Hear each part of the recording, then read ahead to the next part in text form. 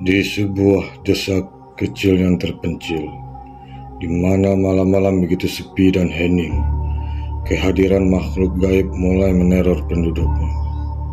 Malam itu, Pak Surya, nama samaran, seorang petani tua yang pulang dari sawah, merasa hawa dingin yang merayap di kulitnya. Ia mempercepat langkahnya, namun tiba-tiba di tengah jalan setapak yang gelap, ia melihat sesosok tubuh terbungkus kain kafan. Berdiri kaku, tubuh itu yang dikenal sebagai pocong tidak bergerak, tetapi mata Pak Surya terpaku pada wajahnya yang membusuk. Dengan mata kosong yang menatap tajam, panik dan ketakutan, Pak Surya lari sekuat tenaga. Namun, desiran angin seakan membawa suara tawa menyeramkan yang memburu belakangnya. Ketika ia tiba-tiba di rumah, napasnya terengah-engah dan ia menceritakan apa yang dilihatnya kepada istrinya. Warga desa mendengar kabar itu semakin diliputi rasa ketakutan. Malam berikutnya, kisah pocong yang meneror desa semakin meluas. Bu Rina, seorang ibu rumah tangga, mendengar suara ketukan di pintu rumahnya. Ketika ia membuka pintu, tidak ada siapapun di sana. Namun, saat ia menoleh ke arah kebun, ia melihat pocong itu melompat-lompat di antara pepohonan, seperti angin mendekatinya. Ketakutan Bu Rina memuncak saat pocong itu berhenti dan menoleh ke arahnya, seolah memanggilnya untuk ikut serta dalam kematian. Desa itu semakin mencekam. Warga mulai takut keluar rumah saat malam tiba. Ritual-ritual tradisional dilakukan, doa-doa dipanjatkan, namun pocong itu tetap saja hadir, menghantui setiap sudut desa. Akhirnya, seorang dukun dari desa sebelah dipanggil untuk mengusir pocong tersebut. Sang dukun dengan segala persiapan melakukan ritual di tengah malam. Ketika ia mulai mengucapkan mantra, pocong itu muncul. Kali ini lebih dekat daripada sebelumnya, menatap langsung ke arah sang dukun. Dengan mantra terakhir, pocong itu menghilang dalam kabut tebal yang tiba-tiba muncul. Desa kembali tenang. Namun, warga tahu bahwa ketenangan itu mungkin hanya sementara.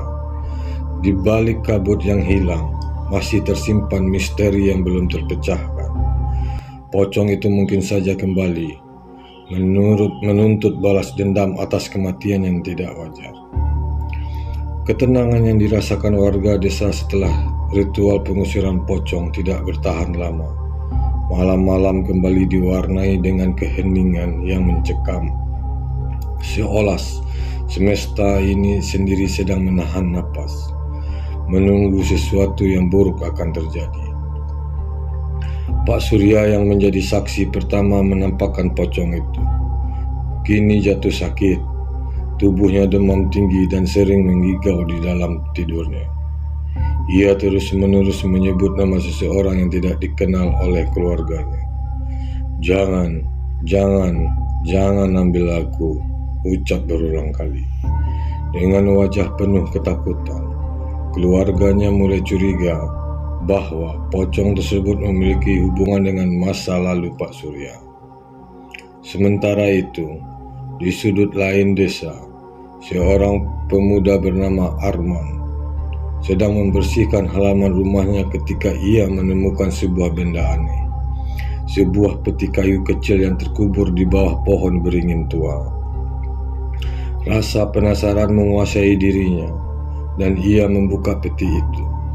Di dalamnya, ia menemukan secarik kain kafan yang telah robek-robek sehelai rambut panjang yang sudah mulai rapuh. Tanpa sepengetahuannya, dengan sebuah peti itu, ia telah membangkitkan sesuatu yang seharusnya tetap tersembunyi.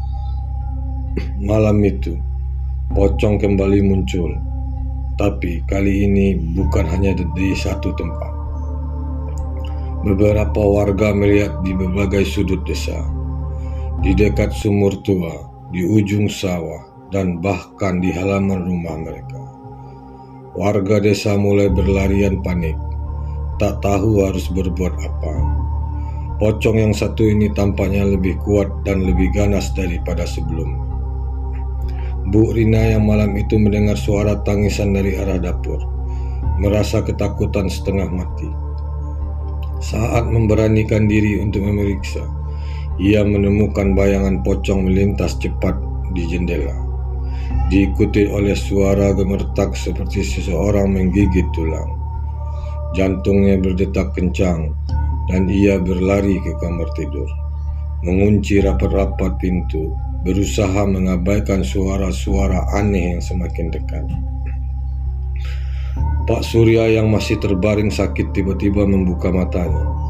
Dalam keadaan setengah sadar, ia menceritakan kepada keluarganya sebuah rahasia yang telah lama ia pendam. Dulu, saat ia masih muda, ia pernah terlibat dalam peristiwa yang mengakibatkan kematian seseorang pemuda bernama Sarman. Sarman tewas karena kecelakaan yang disebabkan oleh kecerobohan Pak Surya. Karena takut akan konsekuensinya, Pak Surya dan beberapa orang lainnya memutuskan untuk menguburkan tubuh Sarman secara diam-diam di tepi desa, di bawah pohon beringin tua. Kini, dengan ditemunya peti kayu oleh Arman, arwah Sarman yang tidak tenang kembali muncul menuntut balas dendam kepada mereka yang terlibat dalam kematiannya. Malam itu, warga desa yang ketakutan berkumpul di balai desa, mencoba mencari solusi untuk mengakhiri teror pocong tersebut. Arman dengan perasaan bersalah memberanikan diri menceritakan tentang penemuan peti kayu di bawah pohon beringin. Pak Surya dengan sisa tenaganya mengakui dosa masa lalunya dan memohon pengampunan. Akhirnya, diputuskan bahwa untuk menghentikan teror pocong ini, mereka harus menggali kuburan Sarman dan memberi pemakaman yang layak, serta melakukan ritual khusus untuk menenangkan arwah. Di tengah malam, diiringi suara angin yang berdesir, warga desa menggali kuburan yang tersembunyi di bawah pohon beringin tua. Mereka menemukan jasad Sarman yang telah lama terkubur dalam keadaan yang menggenaskan. Setelah pemakaman ulang selesai, seorang dukun memimpin doa dan ritual menenangkan arwah Sarman. Namun, ketika mereka kembali ke desa, sebuah kejutan menanti mereka. Rumah warga berantakan dan di tengah desa berdiri pocong itu. Sekali lagi, lebih besar dan lebih menyeramkan kali ini. Ia tidak akan pergi begitu saja. Arwah Sarman tidak hanya menuntut pemakaman yang layak, tapi juga keadilan warga yang terlibat dalam kematian satu persatu. Mulai merasakan kehadiran pocong di setiap sudut gelap, hingga mereka tak lagi bisa membedakan antara dunia nyata dan dunia gaib. Desa itu kini menjadi tempat di mana batas antara hidup dan mati menjadi kubur, dan teror pocong Sarman akan terus menghantui mereka sampai balas dendam